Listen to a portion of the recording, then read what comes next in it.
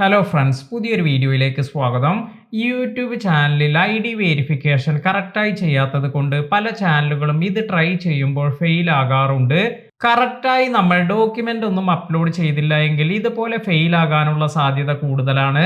അതിനാൽ തന്നെ എങ്ങനെയാണ് നമ്മുടെ ചാനലിൽ ID വെരിഫിക്കേഷൻ കംപ്ലീറ്റ് ചെയ്യേണ്ടത്, എന്തെല്ലാം ഡോക്യുമെന്റ് ആണ് ഇതിനു വേണ്ടി നമ്മൾ സബ്മിറ്റ് ചെയ്യേണ്ടത്, അതുപോലെ എന്തെല്ലാം കാര്യങ്ങളാണ് ID വെരിഫിക്കേഷൻ കംപ്ലീറ്റ് ചെയ്യുന്നതിന് വേണ്ടി നമ്മൾ ശ്രദ്ധിക്കേണ്ടത്, ഇതിനെക്കുറിച്ചെല്ലാമാണ് ഇന്നത്തെ വീഡിയോയിൽ പറയുന്നത്.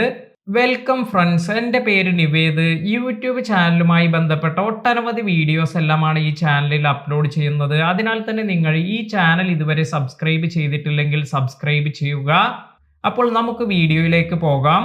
ID വെരിഫിക്കേഷനുമായി ബന്ധപ്പെട്ട് നമ്മൾ അറിഞ്ഞിരിക്കേണ്ട ഏറ്റവും ഇമ്പോർട്ടൻ്റ് ആയ ഒരു കാര്യം എന്ന് പറയുന്നത്, നമ്മൾ ആഡ്സെൻസിൽ ആരുടെ പേരിലാണോ അക്കൗണ്ട് തുടങ്ങിയിരിക്കുന്നത് അവരുടെ ഡോക്യുമെന്റ് വേണം നമ്മൾ ID വെരിഫിക്കേഷന് വേണ്ടി അപ്ലോഡ് ചെയ്യാൻ. രണ്ടാമതായി, ആഡ്സെൻസിൽ കൊടുത്തിരിക്കുന്ന ആൾ മൈനർ ആണെങ്കിൽ ഇവരുടെ ID വെരിഫിക്കേഷൻ കംപ്ലീറ്റ് ചെയ്യാൻ സാധിക്കില്ല. അതിനാൽ തന്നെ നിങ്ങൾ 18 വയസ്സിൽ താഴെയുള്ള വ്യക്തിയാണെങ്കിൽ നിങ്ങളുടെ ഫാമിലിയിലുള്ള ആരുടെയെങ്കിലും പേരിലെല്ലാം ആയിരിക്കണം ആഡ്സെൻസ് അക്കൗണ്ട് ഓപ്പൺ ചെയ്യേണ്ടത്. അതിനുശേഷം അവരുടെ ഡോക്യുമെന്റ് വേണം അപ്ലോഡ് ചെയ്യാൻ.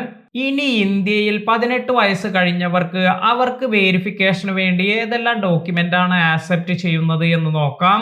Voter ID, PAN card, driving licence, passport, ഈ 4 ഡോക്യുമെന്റ് എല്ലാമാണ് ഗൂഗിൾ ആഡ്സെൻസിൽ ഇപ്പോൾ വെരിഫിക്കേഷന് വേണ്ടി ആക്സെപ്റ്റ് ചെയ്യുന്ന ഡോക്യുമെന്റ്സ്. അപ്പോൾ ഇതിൽ ഏതെങ്കിലും ഒന്ന് കൈവശമുള്ളവർക്ക് ആഡ്സെൻസ് അക്കൗണ്ടിൽ വെരിഫിക്കേഷൻ പ്രോസസ് ഈസിയായി കംപ്ലീറ്റ് ചെയ്യാൻ സാധിക്കും.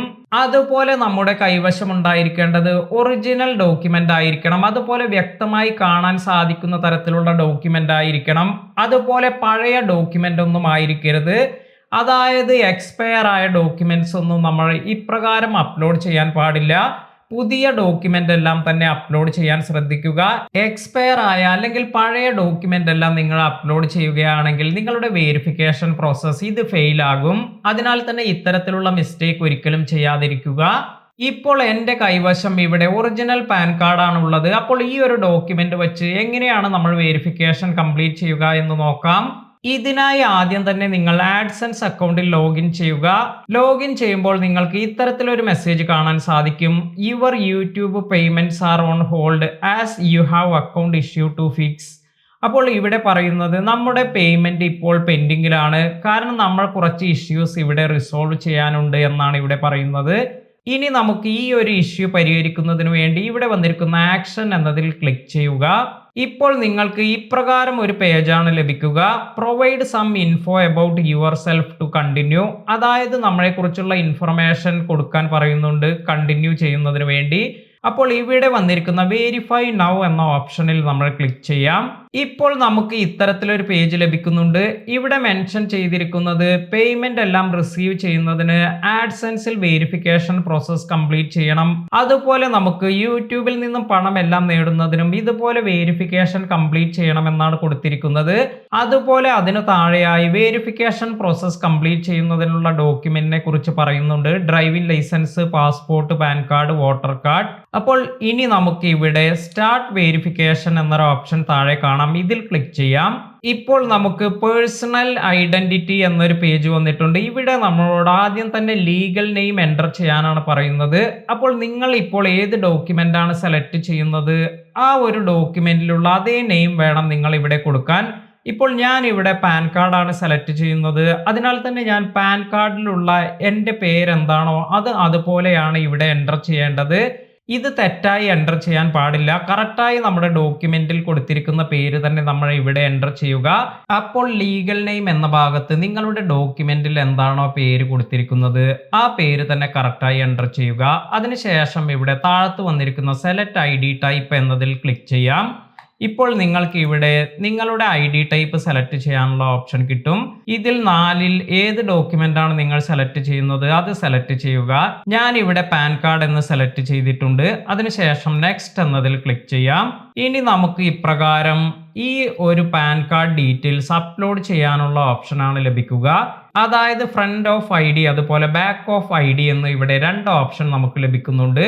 ഇനി നമ്മൾ നമ്മുടെ ID എപ്രകാരമാണ് അപ്ലോഡ് ചെയ്യേണ്ടത് അല്ലെങ്കിൽ ID എങ്ങനെയാണ് നമ്മൾ സെലക്ട് ചെയ്യേണ്ടത് എന്ന് നോക്കാം.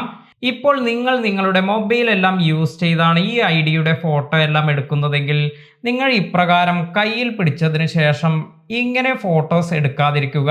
അതായത് നിങ്ങളുടെ തമ്പ് എല്ലാം വരുന്ന രീതിയിൽ ഫോട്ടോ എടുക്കാതിരിക്കുക.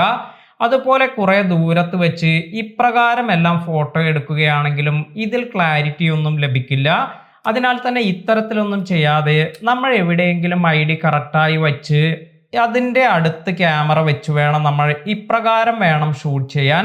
അതായത് ക്യാമറ നമുക്ക് ഐഡിക്ക് അരികിലായി വച്ച് 4 ഭാഗവും കറക്റ്റായി കിട്ടുന്ന രീതിയിൽ വളരെ വ്യക്തമായ രീതിയിൽ വേണം നമ്മൾ ഫോട്ടോ എടുക്കാൻ.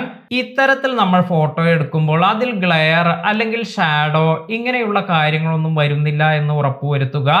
അതായത് നമ്മുടെ ഐഡിയിൽ കൊടുത്തിരിക്കുന്ന എല്ലാ ഇൻഫർമേഷനും വളരെ വ്യക്തമായി കാണാൻ സാധിക്കുന്നതായിരിക്കണം. ഇത്തരത്തിൽ നിങ്ങൾ നിങ്ങളുടെ ഐഡിയുടെ ഫ്രണ്ട് പേജ് അതുപോലെ ബാക്ക് പേജ് ഇത് നിങ്ങളുടെ മൊബൈൽ ഫോണിന്റെ ക്യാമറ യൂസ് ചെയ്ത് ക്യാപ്ചർ ചെയ്യുക.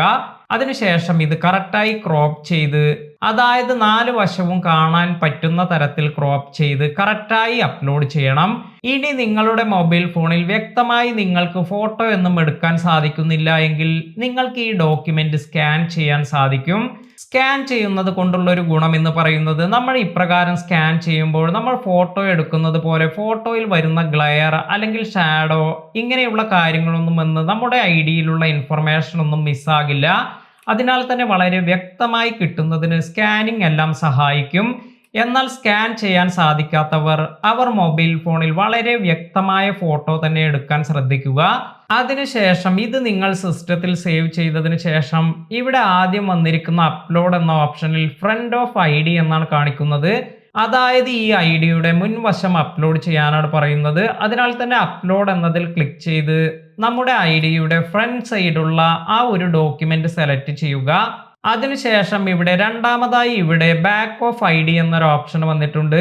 അവിടെ അപ്ലോഡ് എന്നതിൽ ക്ലിക്ക് ചെയ്തതിന് ശേഷം നമ്മുടെ ഐഡിയുടെ ബാക്ക് സൈഡ് നമ്മൾ ക്യാപ്ചർ ചെയ്തിരിക്കുന്ന ആ ഡോക്യുമെന്റ് സെലക്ട് ചെയ്തതിന് ശേഷം നെക്സ്റ്റ് എന്നതിൽ ക്ലിക്ക് ചെയ്യുക.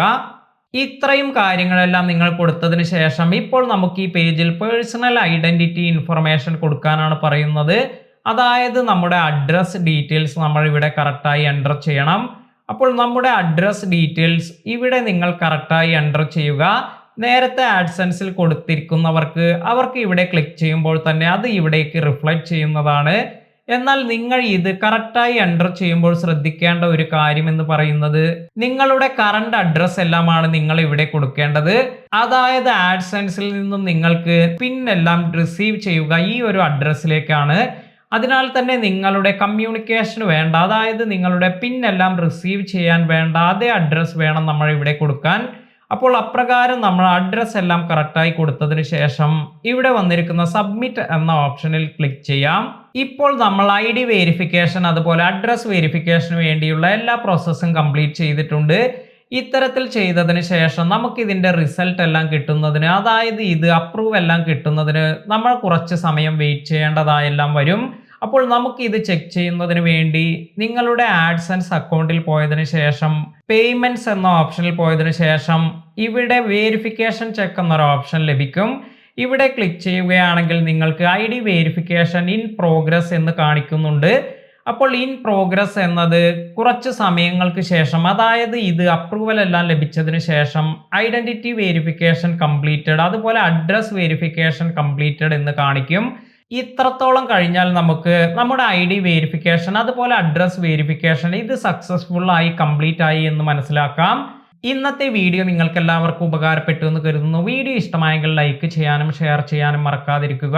പുതിയ അറിവുകളുമായി മറ്റൊരു വീഡിയോയിൽ കാണാം. താങ്ക്